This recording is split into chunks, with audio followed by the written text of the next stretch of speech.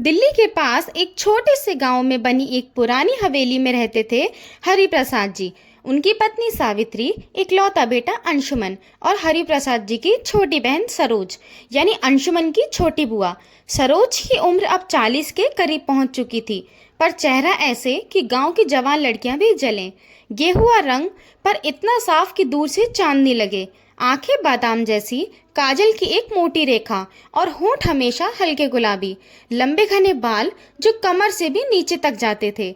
मुस्कान में एक पुराना दर्द छुपा था जो सिर्फ करीब बैठने वालों को दिखता था। सरोज की शादी 21 साल की उम्र में हुई थी। पति नेवी में थे। 3 साल बाद ही समुद्र में ड्यूटी के दौरान जहाज डूबने से चल बसे। कोई संतान नहीं थी। ससुराल में कोई जगह नहीं बची। सरोज मायके लौट आई। हरिप्रसाद भैया ने बिना एक सवाल किए अपनाया। सावित्री भाभी ने अपने दिल में बहन की तरह रखा। अंशुमन उस वक्त सिर्फ 6 साल का था। बुआ को देखकर बुआ ओ ओ चिल्लाकर गले लग जाता था। अब अंशुमन 26 साल का हो चुका था।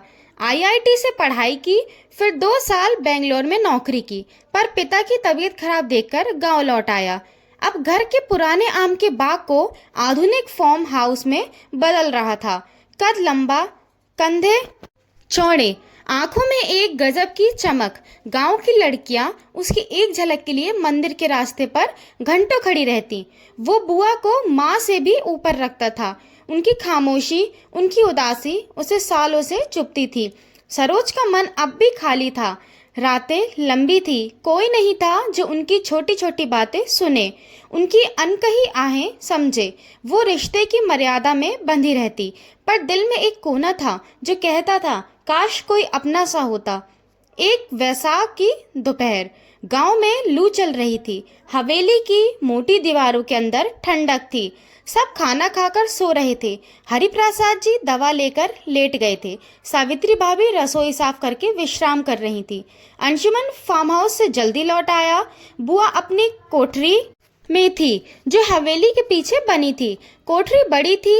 एक चारपाई, लड़की की बड़ी अलमारी, दीवार पर पति की यूनिफॉर्म वाली तस्वीर और एक पुराना हारमोनियम।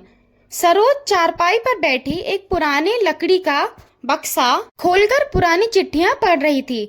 आंखें नम थी। काश कोई होता जो इन चिट्ठियों को मेरे साथ पढ़ता, मेरे साथ रोता। तभी दरवाजे पर हल्की दस्तक। बुआ सो रही हो? अंशुमन की आवाज। नहीं बेटा, आजा। अंशुमन अंदर आया। हाथ में एक पुराना ग्रामोफोन रिकॉर्ड था जो बरसों से बंद पड़ा था। बुआ, ये तुम्हारा पुराना रिकॉर्ड प्लेयर आज सुबह मिला। आवाज नहीं आ रही। तुम तो पुरानी चीजों की जादूगरनी हो, एक बार देख लो ना। अंशुमन फर्श पर बैठ गया। सरोज भी चारपाई से उतरकर सामने बैठ गई। रिकॉर्ड प्लेयर उनके बीच में। सरोज ने पेचकस से कवर खोला। अंदर धूल की मोटी परत, स्प्रिंग ढीली, सुई टेढ़ी। ये देखो, सुई टूट गई है और ये तार भी ढीला है। सरोज ने उंगली से दिखाया। अंशुमन की नजर उनकी उंगलियों पर ठहर गई। बुआ, तुम्हारी उंगलियां जैसे कोई बांसुरी बजाने वाली की हो, इतनी सुंदर। मुझे लगता है इनमें कोई जादू है। सरोज हंस दी। अरे बाबा, उंगलियां तो सबकी होती हैं। चल ये स्प्रिंग पकड़। अंशुमन करीब बैठ गया। उसकी सांसें सरोज के बालों को छू रही थी। बालों में मोगरे का तेल लगा था, पुरानी खुशबू। बुआ, तुम्हारे बाल इतने घने और लंबे, लगता है इनमें हाथ फेरने से सारी थकान मिट जाए। सरोज ने सिर उठाया, आंखों में हल्की झेप। अंशु, तू शहर में रहकर बड़ा रोमांटिक हो गया है। चल रिकॉर्ड प्लेयर ठीक कर। 2 घंटे लगे। आखिर में रिकॉर्ड प्लेयर चला। एक पुराना गाना बजा। ये जिंदगी उसी की है जो किसी का हो गया। दोनों हंसे। दोपहर यूं ही बीत गई। शाम को सरोज ने कहा, भाभी आज मैं खाना बनाऊंगी, अंशुमन मदद करेगा। सावित्री भाभी मुस्कुराई। ले ले बहन, मैं तो थक गई हूँ। रसोई बड़ी थी। सरोज आम की खट्टी चटनी और मिस्सी रोटी बना रही थी, हाथ में सिलवट्टा। अंशुमन पास में खड़ा आम छील रहा था। बुआ, तुम्हारे हाथ कितने मजबूत हैं, फिर भी इतने कोमल, जैसे कोई मिट्टी का घड़ा ढरने वाले कारीगर के। सरोज ने सिलवट्टे से उसकी हथेली पर हल्का सा मारा। बस कर पागल, आम छील। साड़ी का पल्लू बार बार सरक रहा था। अंशुमन ने हाथ बढ़ाया। बुआ, पल्लू। उसके हाथ ने सरोज की कमर को हल्का सा छू लिया। एक पल को दोनों ठिठक गए। हवा में कुछ था। खाना तैयार हुआ, सबने मिलकर खाया। हरिप्रसाद जी ने कहा, सरोज, आज तो स्वाद भूल गया था, वो याद दिला दिया। सावित्री भाभी बोली, अंशु की मदद का कमाल है। रात को सब सो गए। अंशुमन और सरोज हवेली की छत पर चले गए।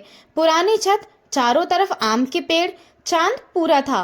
दोनों एक पुरानी चारपाई पर बैठे। बुआ, आज का दिन अच्छा था। सरोज ने सिर हिलाया। हाँ बेटा, पर कभी कभी पुरानी चिट्ठियां पढ़ती हूँ तो लगता है कोई होता है, रात भर बैठकर मेरे साथ बातें करता, मेरे दर्द को बांटता। अंशुमन करीब खिसक आया। बुआ, मैं हूं ना, तुम जो कहो मैं करूंगा, तुम्हारी हर अधूरी ख्वाहिश पूरी करूंगा। सरोज ने गहरी सांस ली। बेटा, रिश्ते को मर्यादा है, पर हाँ, कल सुबह तू मुझे पुराने तालाब के पास ले चल, वहां मेरी सहेलियां मिलती थी, बहुत दिन हो गए। अगली सुबह दोनों तालाब गए। पानी में कमल खिले थे। सरोज ने पुरानी यादें सुनाई। अंशुमन सुनता रहा। बुआ, तुम इतना दुख सहकर भी हंसती हो, मैं चाहता हूँ तुम हमेशा हंसो। सरोज बोली, मेरी एक इच्छा है, मैं बच्चे को ट्यूशन पढ़ाना चाहती हूँ, गरीब बच्चों को मुफ्त, पर अकेले हिम्मत नहीं होती। अंशुमन की आंखें चमकी। बुआ, मैं तुम्हारा साथ हूँ, कल से शुरू करते हैं। दिन बीतने लगे। दोनों ने हवेली के एक हिस्से में छोटा सा स्कूल खोला। सरोज पढ़ाती, अंशुमन किताबें लाता, बच्चों को लाता ले जाता। हाथ वापस में छूते, नजरें मिलती। अंशुमन की तारीफें बढ़ती गईं।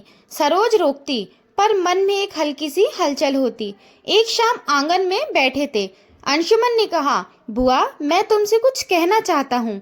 मैं तुमसे बहुत, सरोज का दिल जोर से धड़का, बहुत प्यार करता हूँ, माँ से भी ज्यादा।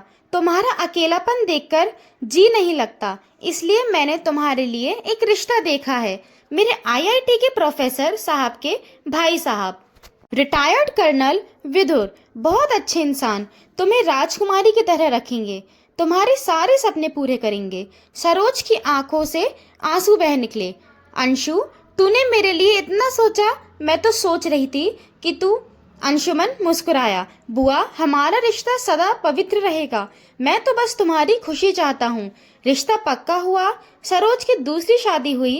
कर्नल साहब सचमुच नेक थे। सरोज ने अपना स्कूल चलाया। गांव के सैकड़ों बच्चे पढ़ने लगे। अंशुमन ने अपना फार्म हाउस देखकर में मशहूर कर दिया। गांव वाले आज भी कहते हैं, जो बड़े बूढ़े नहीं कर पाए वो अंशुमन ने कर दिखाया। रिश्ते की लाज रखी और बुआ को नई जिंदगी दी।